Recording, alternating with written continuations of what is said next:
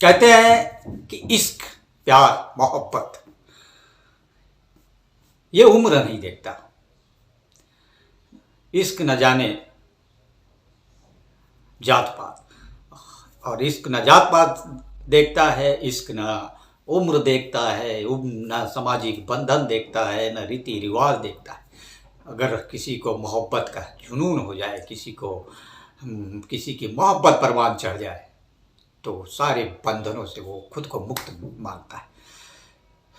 एक ऐसी ही कहानी, 3 लोगों के बीच की प्रेम कहानी, 3 लोगों के बीच की मोहब्बत, वो भी उम्र दराज लोग। किसी की उम्र 68 साल, किसी की उम्र 55 साल, तो दोनों जिससे मोहब्बत करते थे उसकी उम्र भी 50 पार।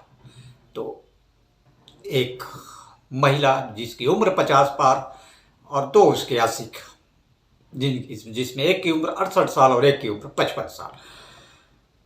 कहानी, इनके मोहब्बत की जो कहानी है वो पूरे गांव में, उनके गांव में फिजाओं में तैरा करती थी। पूरे गांव में लोग इस मोहब्बत का मजे लेकर एक दूसरे को सुनाया करते थे। पूरे गांव में चर्चा का विषय होता था। लेकिन इस कहानी का दर्दनाक अंत होना था, और ये कहाँ इश्क का दर्दनाक अंत हुआ, बेहद दर्दनाक अंत। एक ने दूसरे की हत्या कर दी और बाद में खुद ही सल्फास की गोली खाकर आत्महत्या कर ली। दुर्ग जिले का, जो छत्तीसगढ़ का दुर्ग जिला है, वहाँ का सबसे चर्चित विधानसभा है पाटन। पाटन आप सभी जानते होंगे, तमाम दर्शक जानते होंगे। पाटन विधानसभा अभी वर्तमान जो छत्तीसगढ़ का चुनाव चल रहा है 2003 का, सबसे ज़्यादा चर्चे में रहने वाला सीट है, क्योंकि यहाँ से मुख्यमंत्री भूपेश बघेल और जो उनके भतीजे सांसद हैं दुर्ग जिले के, वो चुनाव लड़ रहे हैं। और इसी पाटन विधानसभा का एक गांव है, एहतियातन मैं गांव का नाम नहीं लूँगा, और ना ही मैं मृतकों का नाम लूँगा, और ना ही मरने वाले का नाम नहीं लूँगा, क्योंकि बात पुरानी हो गई और किसी का जख्म कुरेदना ठीक नहीं है। तो लेकिन कहानी ऐसी थी कि मैं स्वयं को रोक नहीं सका आपको बताने के लिए। 26 मई 1999 की घटना है, और 26 मई 1999 की सुबह गर्मी का समय था, और गांव का जो चौपाल था, उस चौपाल में जो पेड़ के नीचे तमाम तरह के जो अखबार आते थे, तो लोग वहीं चौपाल में बैठकर, पेड़ के नीचे बैठकर अखबार पढ़ा करते थे। तो उन्हीं में से एक थे, मैं नाम बदल के ले रहा हूँ, भूरेलाल चंद्राकर, 68 साल के थे, और सवेरे सवेरे वो अखबार बांट रहे थे। उनका पूरा ध्यान अखबार में था, समाचार में था, और उनको पता नहीं था कि आज उनके जीवन का अंतिम दिन है। आज मौत चुपके से उन्हें दस्तक देने वाली है। मौत आज उन्हें अपने साथ लेके जाने वाली है। एक दर्दनाक मौत है जिसकी कहानी लोग बरसों तक सुनेंगे और सुनाएंगे। तो भूरेलाल जी अखबार में तल्लीन थे, अखबार बाँच रहे थे, तभी धड़, और भूरेलाल 2 हिस्सों में पड़ गए। उनका सर जमीन पे लुढ़क गया, और धड़ काफी देर तक अखबार को पकड़े बैठा रहा। आसपास बहुत सारे लोग थे जिन्होंने भी वो नज़ारा देखा। सबकी कपकपी छूट गई, महिलाओं की चीख निकल गई, कुछ महिलाएं तो गस खा के गिर गई, बेहोश हो गई। विवश नज़ारा था उनके। ऐसा पहली बार उन्होंने देखा था कि कोई व्यक्ति अखबार पढ़ रहा है और धड़ से 2 हिस्सों में बढ़ जाए, सर अलग धड़ अलग, और काफ़ी देर तक धड़ इसी अवस्था में बैठा रहे जैसे कुछ हुआ ही ना हो। और उसके बाद मुश्किल से 1 या 2 मिनट तक उसी अवस्था में बैठे रहने के बाद 68 साल के भूरेलाल का धड़ जमीन पे गिरा और तड़पने लगा। लोगों ने नज़रें उठा के देखी तो चौपाल पर टंगिया लिए एक व्यक्ति खड़ा था, जिसका नाम था बाबूलाल। और बाबूलाल बहुत गुस्से में लग रहा था, और खून आलूदा जो टंगिया था जिससे उसने भूरेलाल की गर्दन पर वार किया था, वो लिए खड़ा था और गुस्से से कांप रहा था, तमतमा रहा था। अच्छा लगा कि जैसे कोई अगर बीच बचाव करने आया या कोई पूछने उससे आया तो वो उस पर भी हमला कर सकता था। वो बहुत बेहद गुस्से में। उसके बाद 5 मिनट उसी अवस्था में खड़े रहने के बाद बाबूलाल वहाँ से निकला। 55 साल का बाबूलाल वहाँ से निकला और उसने मुंडी उठाई भूरेलाल की, जो नीचे गिरी हुई थी। उसने मुंडी उठाई और उसी महिला के घर चला गया जिसके वो मोहब्बत करता था, जिससे भूरेलाल भी मोहब्बत करता था, वो भी मोहब्बत करता था। और दोनों दावा करते थे कि वो मेरी है। भूरेलाल कहते कि वो मेरी है और बाबूलाल कहता कि वो मेरी है। और इसी मेरी मेरी के चक्कर में दोनों का तकरार हुआ और इस बड़ी घटना सामने आई।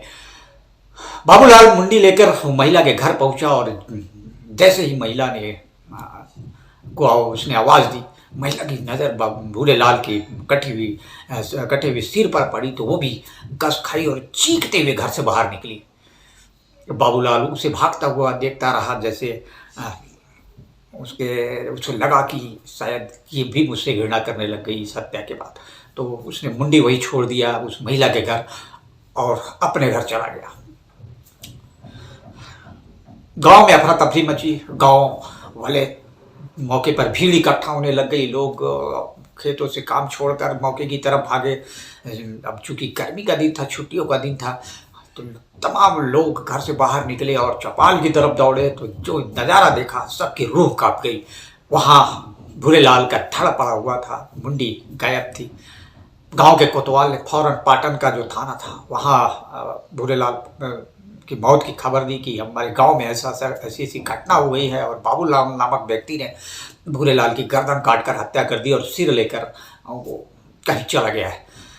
पाटन पुलिस भी मौके पर पहुंची। बड़ी घटना थी, बड़ा सनसनी फैल गई। पाटन थाना के जो प्रभारी थे उन्होंने दुर्ग जिले के एसपी को इसकी खबर दी कि ऐसी घटना हो गई है। तो स्वाभाविक तौर पे एक बड़ी घटना थी, एक चौंकाने वाली घटना थी। आमतौर पे गांव में ऐसी घटनाएं बहुत कम देखने और सुनने को मिलती है, वो भी जो उम्र दराज लोग हैं उनके बीच मोहब्बत को लेकर इतनी एक दूसरे के प्रति नफरत, इतनी घृणा की हत्या, मारने और मारने पुतारे हो जाए, ये गांव में पहली बार सुनने और देखने को मिला। तो पुलिस भी भागी, चौकी और तमाम जो जिले के अफसर थे वो पहुंच गए मौके पर। गांव पुलिस ने अपनी जांच शुरू की। पता चला कि मारने वाला बाबूलाल कहाँ है।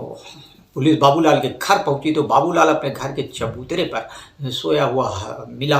पुलिस ने उसे उठाया तो पता चला कि उसकी भी मौत हो चुकी है, मृत हो चुका है उसकी।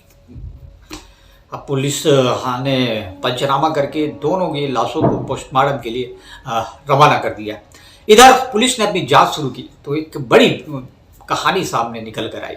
पता चला कि जो मृतक था भूरेलाल 68 साल का, वो और जिसने आरोपी था हत्या का, जो जिसने आत्महत्या कर ली बाद में, वो दोनों एक महिला से, गांव की एक महिला से प्यार करते थे जिसकी उम्र 50 पार थी। और वो महिला भी दोनों से प्यार करती थी और दोनों इस बात में हमेशा तकरार में रहते थे कि कहते कि नहीं वो मुझसे प्यार करती है और दूसरा कहता कि नहीं मुझसे प्यार करती। तो मरने वाला जो था, जिसकी हत्या की गई, भूरेलाल 68 साल का, उसने बाबूलाल से कहा कि मैं सबूत ला के दिखा दूंगा।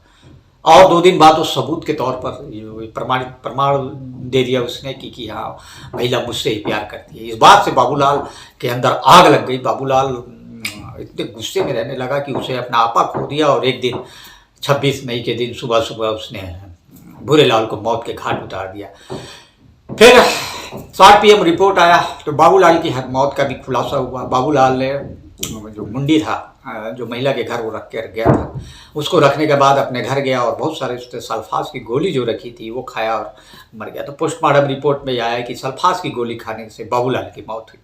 और लेकिन इस पूरी घटना ने काफ़ी कुछ सोचने को मजबूर कर दिया कि प्यार की कोई उम्र नहीं होती वाली जो कहावत है उसको चरितार्थ किया इस घटना ने। और ये घटना काफ़ी लंबे अरसे तक लोगों के जेहन में रही और आज भी लोग इस घटना की चर्चा करते हैं, इस घटना को याद करते हैं, बाबूलाल और भूरेलाल की प्रेम कहानी की।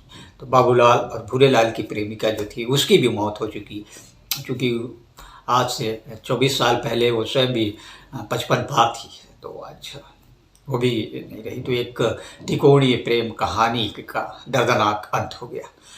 तो हमारा एपिसोड क्राइम का आपको कैसा लगा कमेंट्स बॉक्स में जरूर बताइए। क्राइम की और स्टोरी देखने के लिए हमारे चैनल को लाइक शेयर और सब्सक्राइब जरूर करें। तब तक के लिए नमस्कार।